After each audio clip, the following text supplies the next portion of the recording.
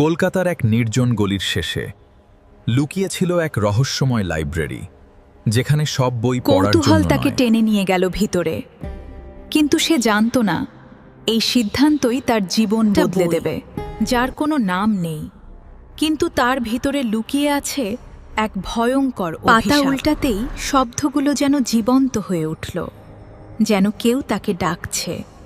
সে বইটা বন্ধ করতে চাইল, কিন্তু পারল না। যেন অদৃশ্য কোনো শক্তি তাকে আটকে ফেলেছে। মুহূর্তেই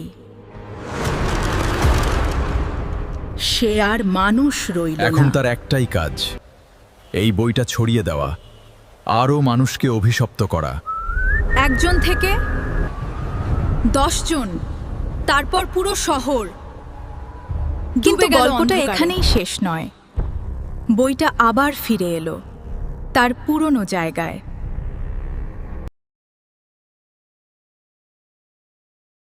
আর সে অপেক্ষা করছে পরের শিকারের জন্য।